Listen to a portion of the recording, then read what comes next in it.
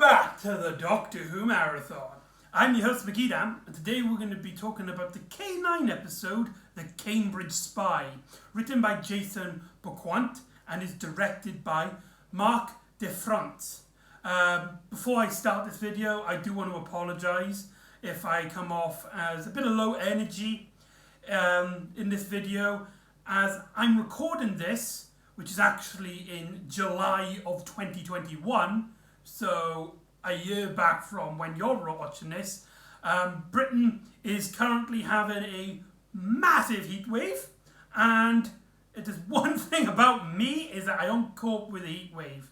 It actually took me a week to actually just build up the energy to make this particular video, and I must be honest, I kind of struggled with these K9 episodes.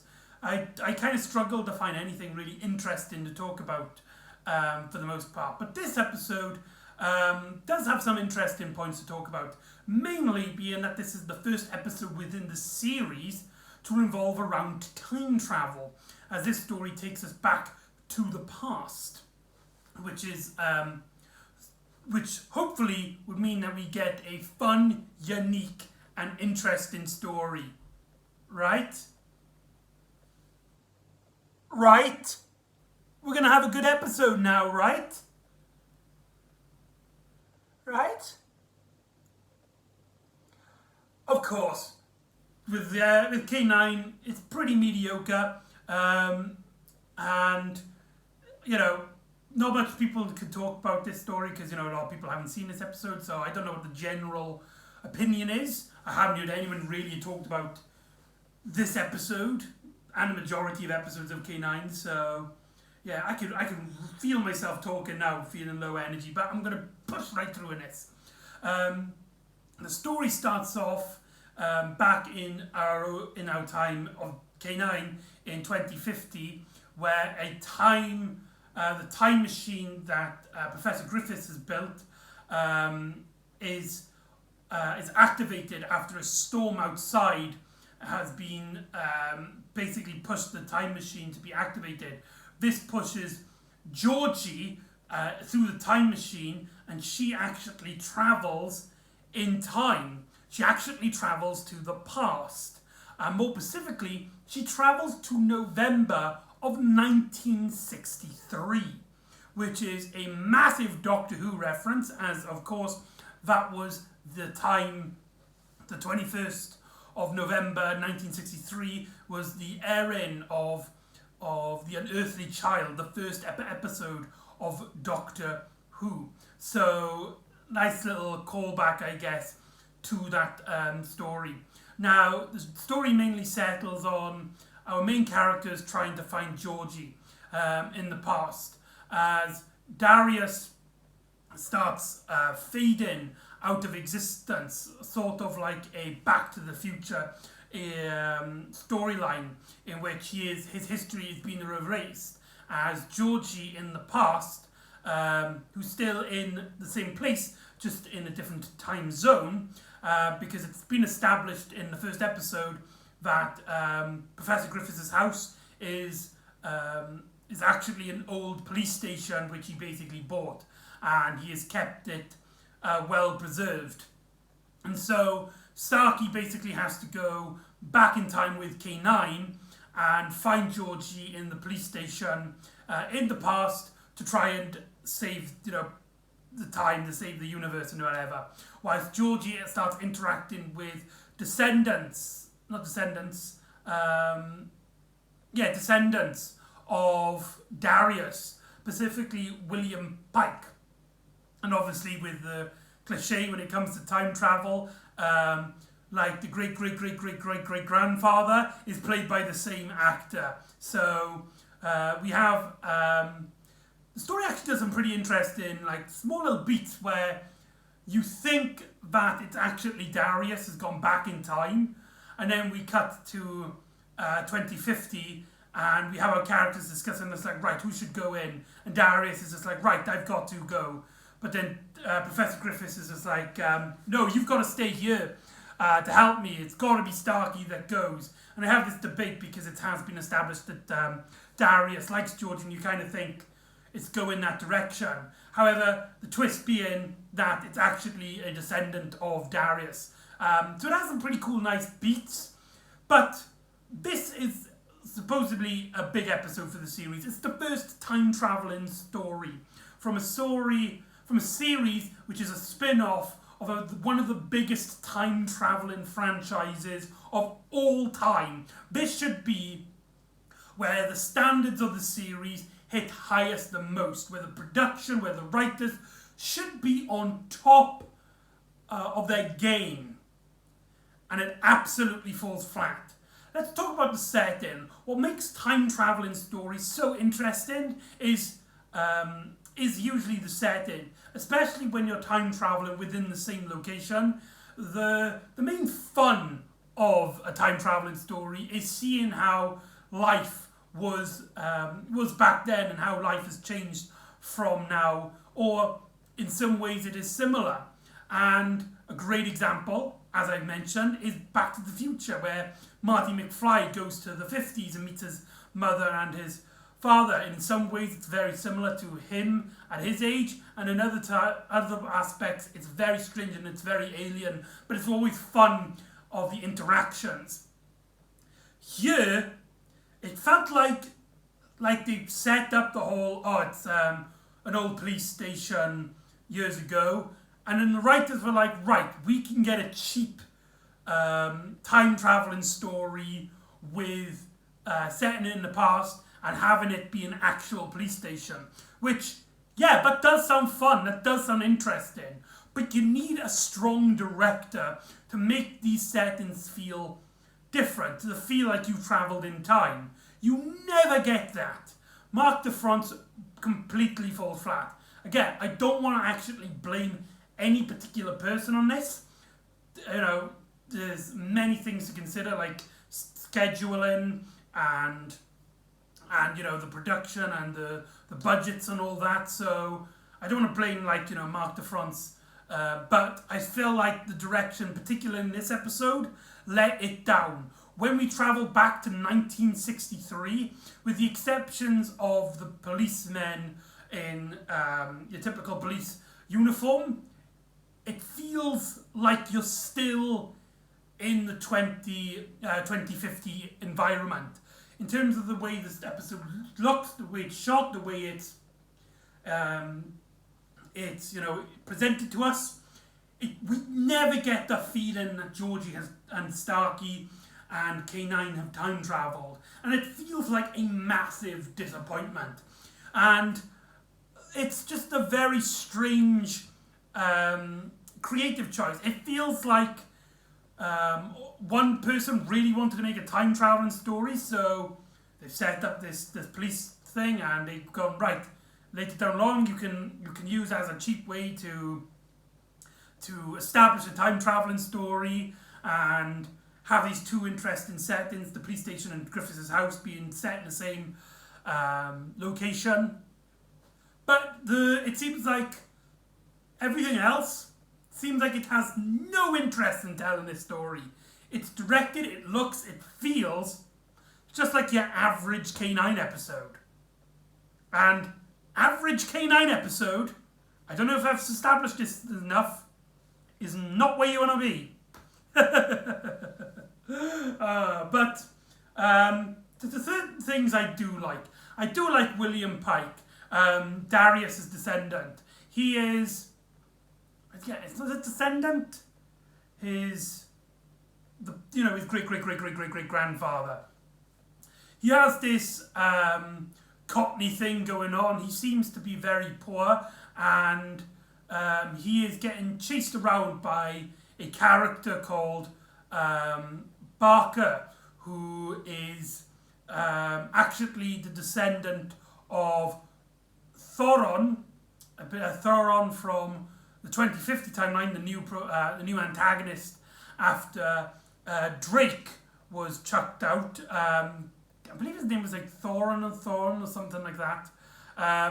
And of course that means they get to use the same actor again, Jared Robertson, who does a great job of playing a villain, I will say. He just has one of those like stony faces that really works well when it comes to playing a villain. However, with the rest of it, you don't feel like there's much change, with the exception of really, he feels like he's playing the exact same character.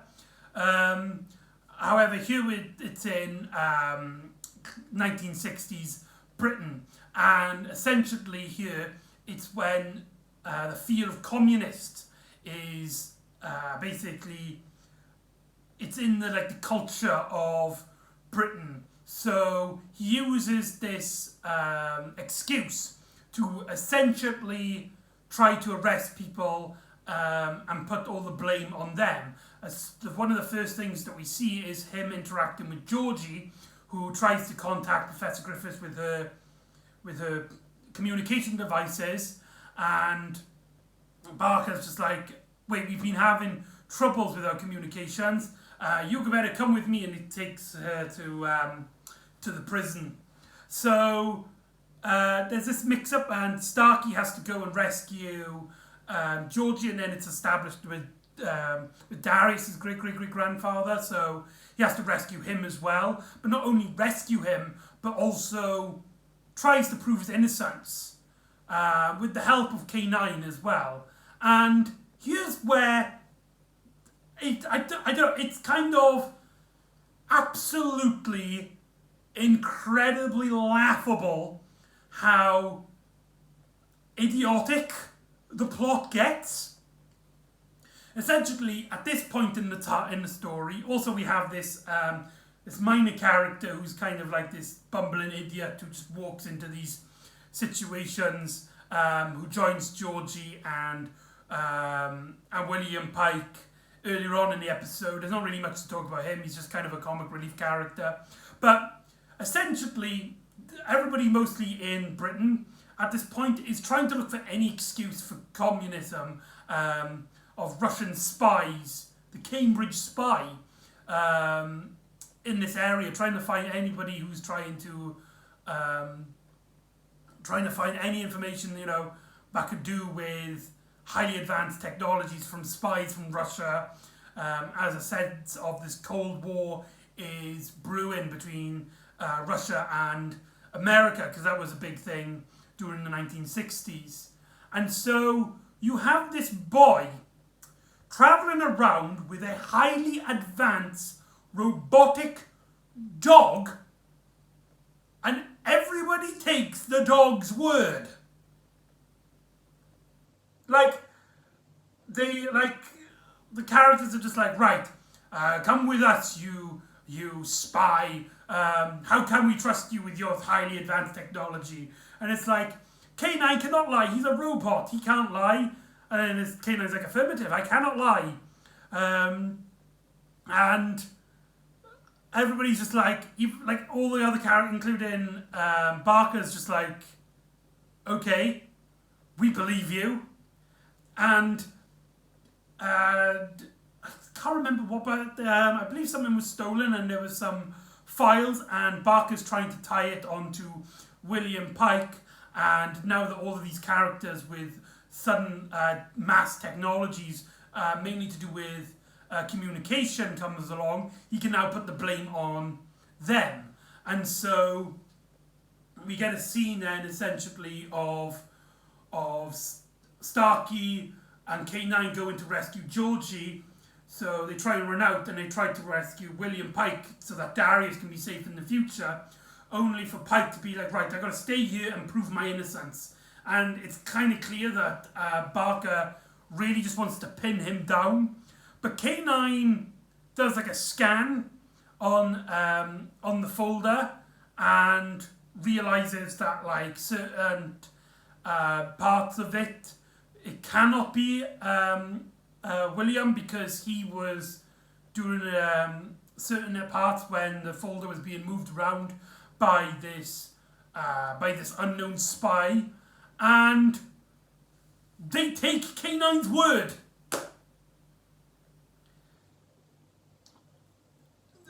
Put a pin in that, because that's going to bite this story in the ass in the twist at the end of the episode. K9 can scan it, and he's just about to reveal the identity of the real spy. And just before he could reveal, the folder actually explodes with a mini self-destruct system inside it. So Darius's great-great-great-grandfather William Pike gets freed, and Georgie and Starkey travel back to modern time with K9, with the spy, if there was one, seemingly unknown. And that was a really weak ending, especially when you consider what the episode does after that. We get essentially a little cliffhanger, a little twist on the narrative, where we essentially learn that this the comic relief character that we had been following, that was with the prison in Georgie, turned out to be the Russian spy. But not only that, he was actually working with Barker, who actually has become a traitor to Britain and is now working with the Russians. So, let me repeat that. The British traitor was given essentially a massive opportunity to pin all the blame on these people who he's never met and have seemingly advanced technology, which seemingly is causing all the trouble, which it looks like from the outside, and could easily put the blame on them. And he takes the word of their robot dog. Can you see the issue here? And I know what you might be thinking. He thought that they were the British spies and that maybe they were onto him. Maybe. However, that didn't stop him arresting Georgie at the start of the episode, so he clearly didn't think of that. The whole concept is completely idiotic, and it really just lets this story down. So anyway, that's the Cambridge Spy. Overall, this was probably, in my opinion, this is by far not the weakest K9 episode, but by far the most disappointing. It opens up the door to time travel stories within the K9 canon. However, it fails to live up to anything time travel in stories, especially with a franchise which is set at a specific location. It does nothing with the concept, and it's such a disappointment. All of our characters, including our regulars, are incredibly bland and weak. The directing is generic and uneventful, and nothing really sticks out apart from the really idiotic ending of the episode. So that's the Cambridge Spy. The Cambridge Spy. So join me next time, where Amy Pond will try and get some answers from the Doctor about her memories. So join me next time for Bad Night, and I'll see you next time on the Doctor Who Marathon. Ta-da!